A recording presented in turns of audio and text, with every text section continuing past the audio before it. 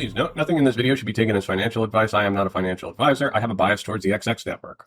Palau is a dollarized country. This means that their economy uses dollars. This is why they decided to make their own stable coin called PSC that's on the XRP ledger. Palau is a small country north of Australia. Hi, everyone. Today we have a very special guest. We have President Whips from the nation of Palau. It's an honor to have you, sir. I'm glad that you could make the time to come on and talk to us about what's going on in your country. Well, first of all, thank you for the opportunity. It's always great to share a little bit about Palau. And, we're an island chain of 350 islands, 20,000 people. But we're a member of the UN, so we're proud to be an independent country in the Western Pacific. And of course, one of the things that we are known for is our efforts in conservation, protecting our oceans, and really have become world famous for diving and our stingless jellyfish and many other things. And I'd like to invite you to come and visit us in the near future. I will be once my crypto bag moons. That's the first destination I'm headed for. So speaking about crypto, the country of Palau seems to be really forward looking with crypto assets and digital assets and the protocols that they're using. Can you just kind of explain why that is and why you're more forward looking while other countries aren't? Well, being a small country, and one of the things that we know that we need to do is diversify our economy. And a few years ago, Palau got its first fiber optic cable. Now we're getting our second undersea fiber optic cable. Will be hooked up at the end of in 2025. I think, yeah. And so we have the technology. I mean, we have the capability of being connected. Now, how do we use that technology to also drive economic growth here in Palau? So one of the areas that we've looked at is how do we develop the fintech industry? How do we use digital technology to really help bring prosperity to our people? So 2 years ago, we started what we call the digital residency program. And that it was all about freedom. We believe that anybody, anywhere, should be able to be a digital resident of Palau and trade crypto, for example. They shouldn't be restricted because of where they live. So that's really the beginning of this journey. But the overall concept from the beginning was, how do we diversify our economy? How do we create economic opportunities here in new space? And the focus was the fintech industry, maybe having banks and corporations and all set up. But I think it's grown into now. Let's embrace Web3. What are the opportunities there? How can we bring digital nomads here? How can we bring conferences here? And just from Palau's standpoint, provide the playing field that we can all these people can play in. Provide the umpires and referees to keep everybody in check, and then play ball is what I say. And so we had the Palau blockchain conference this week, which was a private group came here and set it up and brought over about 100 people from around the world to come and just talk about ideas to solve problems here in Palau, but solve problems around the world and how to leverage the technology that's out there. So we're excited. We think the opportunity, that's the future, and we want to embrace it and see how we can be a part of it. So one of the things that you have is a PSC coin, which is the Palau stable coin that's issued on the XRP ledger.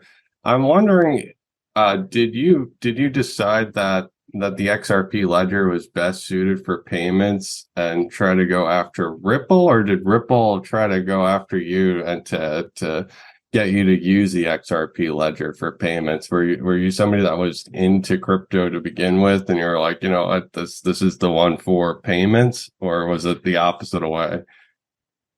No, I think it was just a meeting of interest. I mean, we had met them, and we said, well, maybe this is something that we can work on together. And then from there, it's kind of developed now into this stable coin. I mean, we know they're in the space.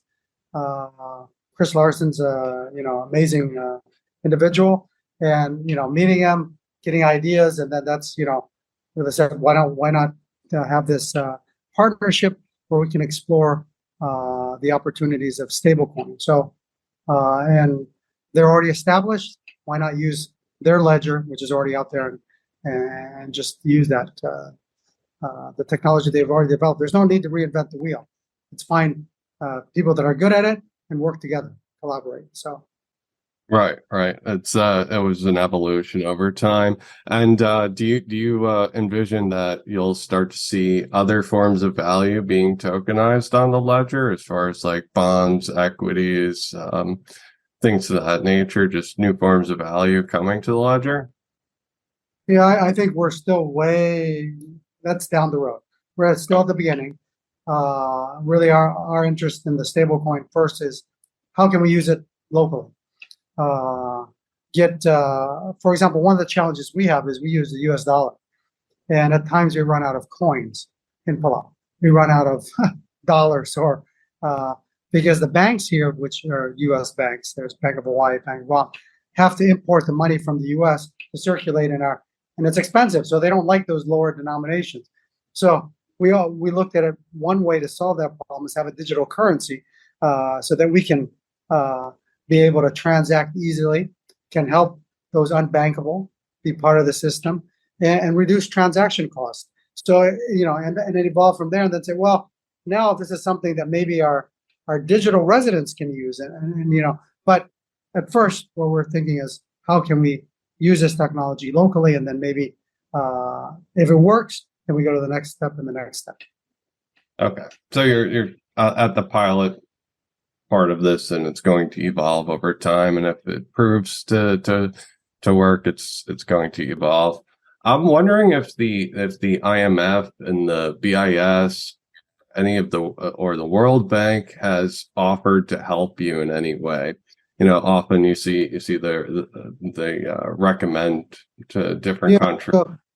So one of the legislations that the World Bank actually has been helping us on is a payment system legislation. So part of our experimentation with this stable coin is to see how it works.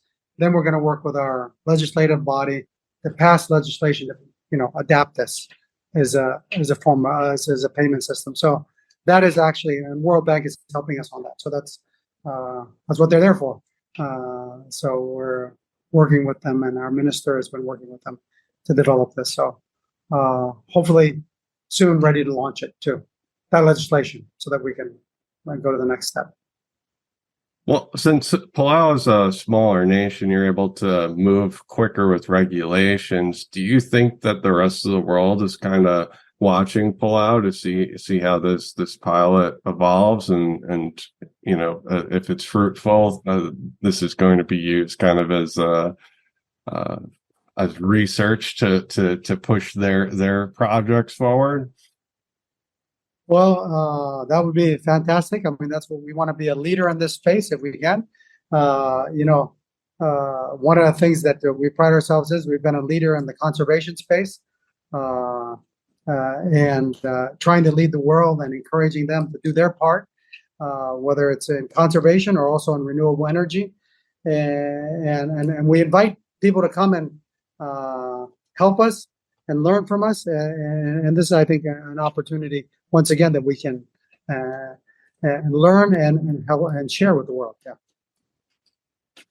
I'm just kind of wondering what you think the type of world will look like when Palau has remittances brought down to their lowest possible cost, right? Like just right now with payments is a 2% tax in America on everything just because we That's take right. credit cards.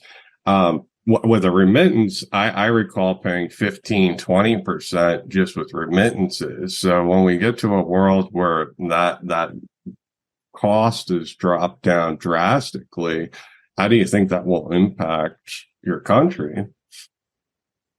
Well, Palau is a country where half our population lives outside of the country.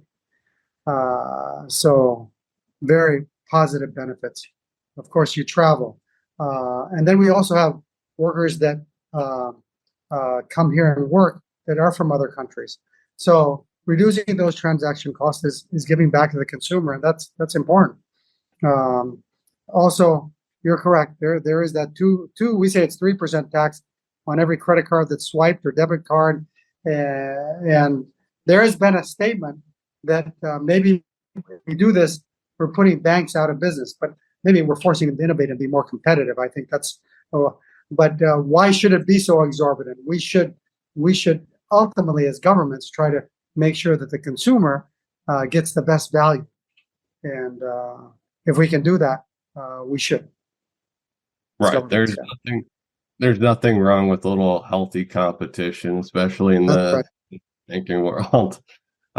So is the U.S. Treasury and Federal Reserve working with the nation of Palau to help see that this is moving forward correctly? And I'm sure they have some guidelines on their ends that they want to adhere to. Are they working with Palau?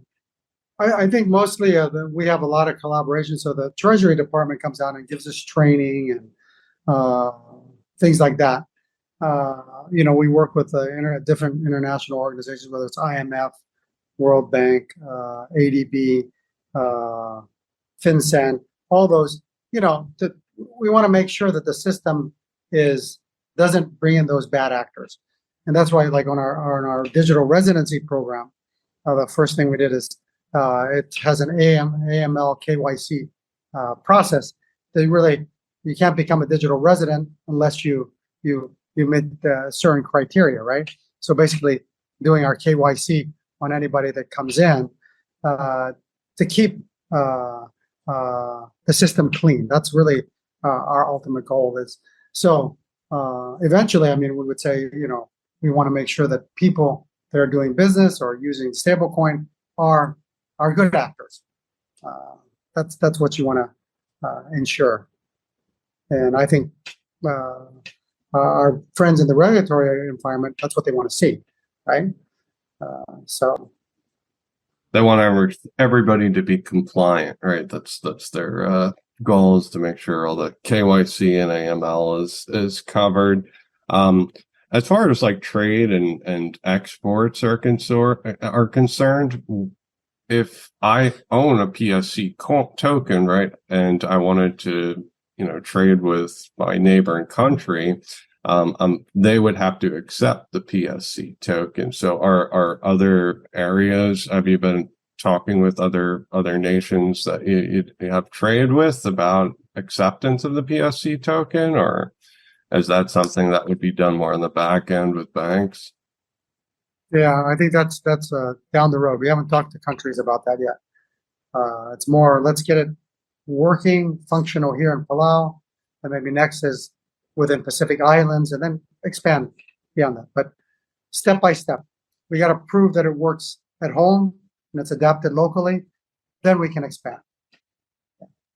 Are the residents positive towards the pilot so far? I understand the last time I talked to Jay that it was given to the government officials first, and they were just starting to use it. But are people starting to get a good feel for it? So we had 200 volunteer employees that got to use it and just to test it out, and we want to expand that pool, but it was successful, and now it's about expanding that pool. Of course, there's also people that fear it. That's always the case. And I think especially when it's new technology, people are like, "Oh, banks are going to go out of business. This is a good way to hide things," but it's actually the opposite. Uh, cash, it's easy to hide where the transaction is, but this you cannot hide. and maybe that's why some people fear it, because now you know how much taxes you're supposed to be paying. So these are I think concerns that some people have. But the technology is evolving. We want a transparent system that everybody can trust. That's really the key. And so far, the 200 people that use it, excited about it. Now we just need to keep on expanding, having more opportunities to engage and get people to understand it. And then I think it's getting that ball rolling. That's the key. Yeah. And the app interface and everything, I'm sure you've tested it. It's easy to use and it all intuitively makes sense while you're using the app. Yep, simple to use. That's the key. Vendors have had struggling a little bit, but that's part of the process, is to try to work those kinks out to make it easy. So I've noticed some of your largest tourists are from China, right? You have a lot of Chinese tourists that come to Palau, and they WeChat and Alipay. How would you compare what I believe it's the Zum wallet, but it really looks like a Ripple clone of the Zum wallet compared to WeChat or Alipay, like as far as the wallet feel is? Well, I think the biggest thing that at least the vendors here say is cost is so much less. Alipay and WeChat Pay is like over 3%, the current way that they have it running, but very similar in how they use it. So I think that's they find it easy to use and they're able to use it. And we continue to work through the kinks. Yeah, and so you were mentioning before that you had some of the people that were concerned about maybe it being too transparent, or is there people that are just kind of fearful of the technology in general? Are there citizens that see this more of a surveillance type of technology, and is there like a fear of being surveilled? Living in a surveillance state? No, I don't think we really had that concern. I think our biggest concern is people are like, if I lose my phone, do I lose my money? That's the bigger fear. Is it all just right there? People that are used to counting money or having coins in their pocket. I mean, it's hard for them. They went to the credit card or the debit card. Now this is the next evolution. So it's helping them understand, that it's going to be there. And the good thing about it is, if you lose your phone, you still have it. You get another phone, and that's versus when you lose that Tupperware, because we have these markets. If you lose that Tupperware full of money, it's gone.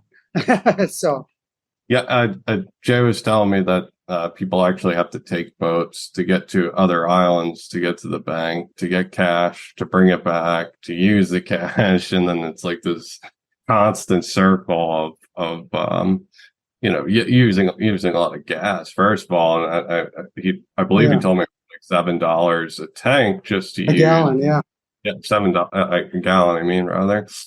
Just to pay for gas alone, getting to the ATM and back, that's a huge cost savings in itself. So I'm sure everybody will warm up to the idea once they understand their 12 and 24 words are their money, and they need to write that down. Yeah.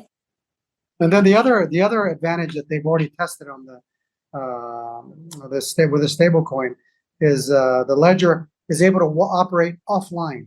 So you can operate offline and come back online and sync it back again, which is fantastic, because, like you said, sometimes they might not have that connectivity, but being able to operate offline is a tremendous feature for us, especially on those remote islands. So. Oh yeah, absolutely, and I would imagine that that there's. Have you ever had any of the the people in the DC crowd that are anti-crypto, have they been like probing you when you go to Washington, or have they like have sent any nasty letters to you or anything? Any of the politics at home in Washington? Maybe we're so small we're not even on the radar, because I haven't had any negative feedback or any nasty comments. If anything, at least the people that I talked to in Washington, they've been positive. So, yeah. Yeah, there's whole campaigns being launched, but I believe it's more of like a thing to get elected. They're trying to push to become elected, so they're doing an anti-crypto campaign. There's a couple different senators that are doing that. So, just curious to hear that. And the digital infrastructure, what initiatives are undertaken to enhance Palau's digital infrastructure, such as internet connectivity, broadband access, mobile networks? How does the government plan to bridge the digital divide? So one of the exciting things that just happened this week is we were able to launch all the schools in Palau now have fiber to the classrooms. But there is a project that's ongoing that'll bring fiber to all the homes and all the communities around Palau. That'll be a 2-year project, but that is goes in line with, you connect Palau to the world, which we already have the first fiber optic cable. We have the second one. Well, now we got to connect them to the home. And so there's, some businesses, some places that already have fiber. The rest of them are copper lines. We want to convert all that to fiber and really just increase capacity and connectivity. So. Okay. And have you ever looked into trustless voting? A project that I'm working with is working on trustless voting, and I'm curious to hear if you'd be interested in knowing more about it. What is trustless voting? So there's a way to confirm that a person is actually voting for the person that they are voting in. So they've created some a protocol that actually doesn't exactly use a blockchain, but kind of uses the same concept behind it to make sure that whoever's voting for the person that they're voting for is voting for the accurate person, and it's verifiable by the citizen. So the citizen knows that their vote actually went to the person that they voted for. So, but is their identity and their who they voted for protected? Yes, so everything is completely private. Wow. You would be able to know that, but they would have to. They would be able to verify that, so their identity would be concealed, and they would be able to know that. There is a bunch of proof of concepts and different things that they've ran through the UN, and they actually proved that it works. So if you're interested, I'd love to put you in contact with people That's fantastic. That's a great concept. I mean, one of the challenges we have is counting these manual ballots, and then they even have discrepancies, and you got arguments over that, and just do it all on your phone. Why not? Right. And there's no doubt, in America right now, there's people that are actually, questioning the election, and you can argue when people start questioning elections. That's not a good thing, it's to any country. So if you were able to prove to the citizens that this is actually true, that whatever you voted for is true, then that would give peace of mind to everyone that actually votes. So I think it's amazing technology if it can be done. I mean, we've been talking about for a while, how do we do online voting? But it's about protecting the privacy to make sure that your vote is protected. And if you can do that with the technology, that's amazing. Palau, we just now did a digital ID. We took our digital residency and now created a digital ID on Ethereum. And so Vitalik just did that on Monday. here in Palau, and it was exciting. So he was the first one that did it, and then we hope that more people do it. But that's what you need. You need the digital identity, and then be able to do the voting. And so why not do that for all the citizens and do the same thing? So yeah, I can see the potential. Right, as long as privacy is, at the forefront, right? So with the digital economy and innovation, how does the government plan to foster a vibrant digital economy and promote innovation and entrepreneurship in Palau? Are there any specific sectors or industries that the government aims to develop or support through digital initiatives? Is there any specific ones that you're fostering? Well, I mean, we want people to just come here and create. So whether they're programmers, whether it's fintech people, these are the kinds of industries that I think we can promote here in Palau, because they don't have to be. They don't need big factories. They don't need. They could just create from paradises, like what we like to say. So one of the places I visited last year, which I had the opportunity of visiting, and it was Kauai, and we went to this house, and it was being rented out for $18,000 a month by a couple. And I asked the owner, so what do they do? And they say, oh, they're on TikTok, one of the top viewership on TikTok. So it's, why can't we have those content providers here in Palau? That couple then went on to Portugal. So, it's those kinds of things. I think that's where Palau sees the potential, and people that want to live freely, want to enjoy the sun, and be able to have a place where they'll feel free to create and innovate, and the government is supportive. That's what we want Palau to be for them.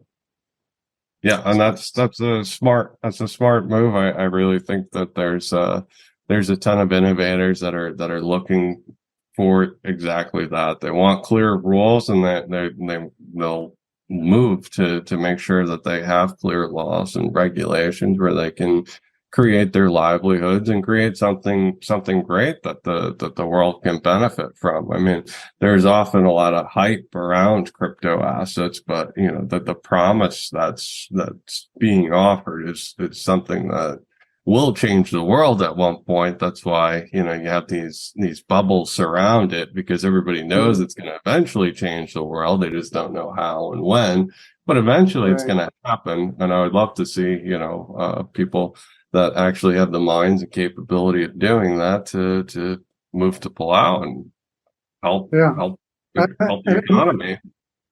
Just these past few days that we've had the summit, you bring people from all around the world, and they're here, and they talk about problems, and they talk about solutions. They're also talking about how they can help the government with different solutions, whether it's carbon credit trading or whatever issue that we have, trying to solve those problems and making it easier for government to operate. Like you just talked about voting. I mean, that's what we need. People need to understand that when they're here, they can also do things that help improve governments and provide better e-services, is what we would say. So, right. That's kind of my next question is about e-government services. How does the government plan to ensure that the data is private and secure and cyber resilient? That's where I have Jay and his team. They need to work on that, collaborate, and get more ideas, because that's a key. It's got to be private. It's got to be secure, and at least Jay's background from the military and being in really cybersecurity, hopefully can help us make sure that we have a strong network, and of course have partners that help us make sure it's secure and private.